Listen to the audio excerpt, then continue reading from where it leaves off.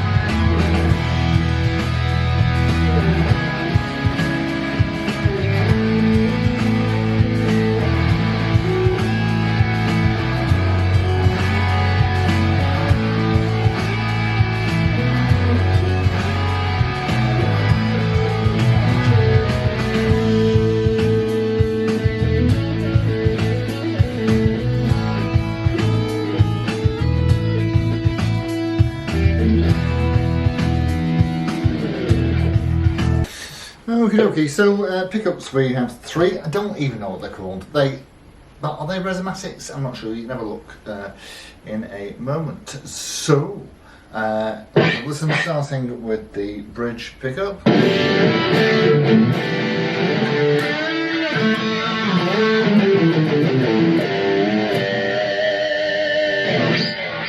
Lovely stuff. Position between the...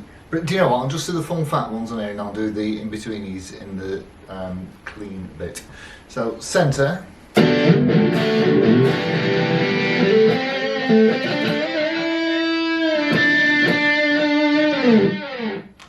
And the neck.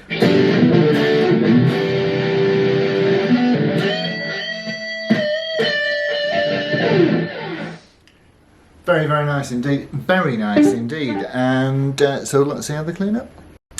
Yeah, and again, starting with the bridge pickup, all the pickups are popping out, weirdly, exactly the same, 6.8. How strange. Anyway, I think so anyway. So that's the bridge in between the two, in between the bridge and the centre. Onto the centre. Position between the centre and the neck.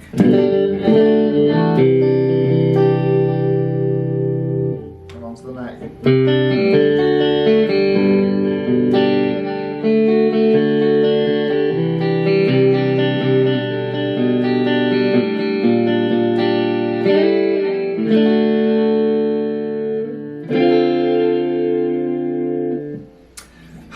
Really, really nice. Right, let's have a look round. So straight to the point, it is, certainly from what I can gather, a Burns Hank Marvin prototype, and it does look like a marquee. And the thing that separates this from any of the other Burns marquee designs is the scratch plate, or collection of scratch plates. So let's get straight to that. On most of them, you will note that they are in fact joined here. So this is all one piece. That is not separate, it's all joined together, and that's different. So there is that.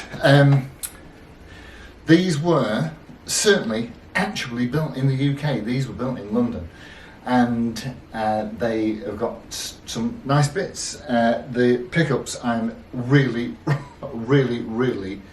wowed with. They're incredibly good. Love them. It's got some nice tuners, some nice Burns tuners. You've got that lovely scroll top there. It's got a 0 fret, dot inlays. The frets are very flat and shiny. It plays nicely. The string height is, it might be a shade above 1.25, but it's not far off. Now, the paintwork. The paintwork on all of these is shocking. And from what I can gather, when Baldwin bought Burns, they shipped all these out to Nevada. And because of the way that the paint is mixed, it's some kind of polyester paint. I thought they made shirts out of that, or bed sheets. Maybe that's where they went wrong. And anyway, as soon as they got to Nevada, the heat just made the paint pop straight off.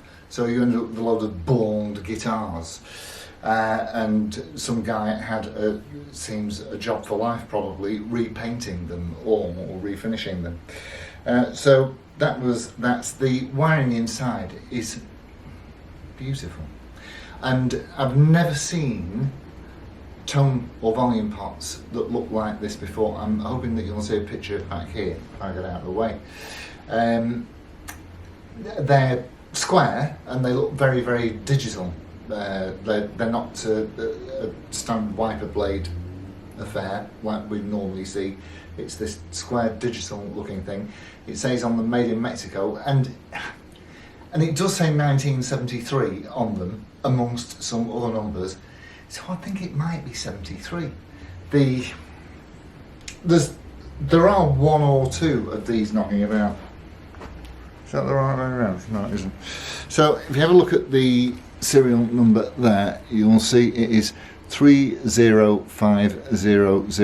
So if anybody knows about these, see, there's a couple of websites that tell you about pre-69 guitars and post-82, and there's a great big bit missing in the middle, which is where I suspect this is from.